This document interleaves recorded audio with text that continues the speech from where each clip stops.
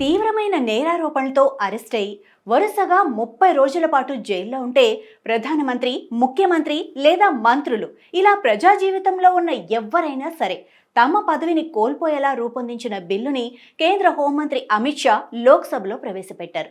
ఈ బిల్లుని అనేక నిబంధనలతో రూపొందించగా సభలో బిల్లు ప్రవేశపెట్టడంతోనే మొత్తంగా విపక్షాలు వ్యతిరేకించాయి. ఇది ప్రజాస్వామ్యాన్ని, రాజ్యాంగాన్ని ఇబ్బంది పెట్టే బిల్లని విపక్షాలు దుమ్మెత్తిపోసాయి.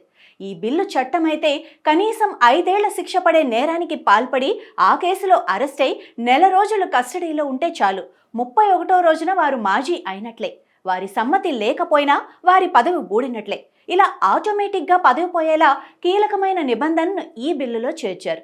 ఇక కొంతమంది తాము పదవులకు రాజీనామా చేయకపోయినా కొత్త నిబంధన ప్రకారం దానికదే వర్తిస్తుంది. దాంతో పదవిని వెంటనే కోల్పోతారు. అందుకే దీన్ని విపక్షాలు తీవ్రంగా వ్యతిరేకిస్తున్నాయి. ఇక ఈ బిల్లు కనుక అమల్లోకి వస్తే కేంద్రంలో అధికారంలో ఉన్న పార్టీ తన దర్యాప్తు సంస్థలతో అక్రమ అరెస్టులు చేయించి వారిని జైలు పాలు చేస్తుందని, అలా జైలుకి వెళ్లిన వారు 31వ రోజున పదవి కోల్పోతారని ప్రియాంక గాంధీ విమర్శించారు. ఈ విధంగా విపక్షాల ముఖ్యమంత్రులు, మంత్రులను తొలగించే విధంగా ఈ బిల్లు ఉందని ఆమె ఫైర్ అయ్యారు. ఇది ప్రజాస్వామిక మూలాలను దెబ్బతీసేదిగా ఆమె అభివర్ణించారు. ఈ బిల్లుని అసలు ప్రవేశపెట్టే ఆలోచనే ఎంఐఎం అధ్యక్షుడు అసదుద్దీన్ ఓవైసీ తీవ్రంగా వ్యతిరేకించారు. ఇది చట్టమైతే కార్యనిర్వాహక సంస్థలే జడ్జి స్థానంలోకి వస్తాయని, వారే శిక్ష అమలు చేసేవారుగా మారుతారని ఆందోళన వ్యక్తం చేశారు.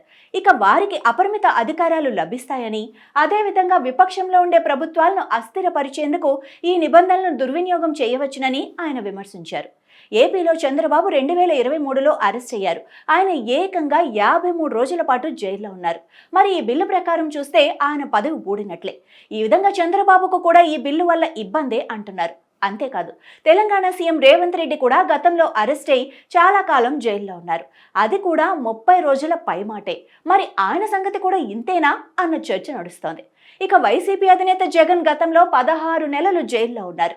ఇక ఆయన మీద కొత్తగా కేసులు పెట్టడానికి కూటమి ప్రభుత్వం చూస్తోంది. ఈ నేపథ్యంలో 30 రోజులు జైల్లో ఉంటే చాలు, పదవి కోల్పోవాల్సిందే. అదే జరిగితే ఇక జగన్ సీఎం అయ్యే ఛాన్స్ ఉందా లేదా అన్నది మరో చర్చగా ఉంది. మొత్తం మీద చూస్తే ఈ బిల్లు విపక్షాల మీద ప్రయోగించిన అస్త్రంగా కాంగ్రెస్ సహా అన్ని పార్టీలు తీవ్రంగా వ్యతిరేకిస్తున్నాయి.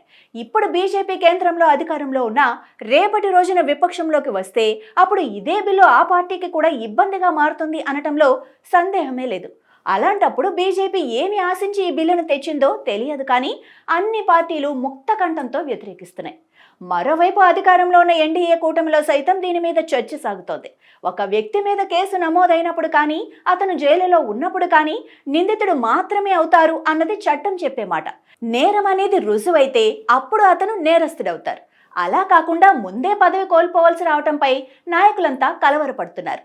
ఇంత వివాదాస్పదమైన బిల్లు తీసుకురావటం వెనుక బీజేపీ వ్యూహం ఏమిటి అన్నది ఇప్పుడు దేశంలో రాజకీయ పార్టీలను, నాయకులను ఆలోచనలో పడేసింది.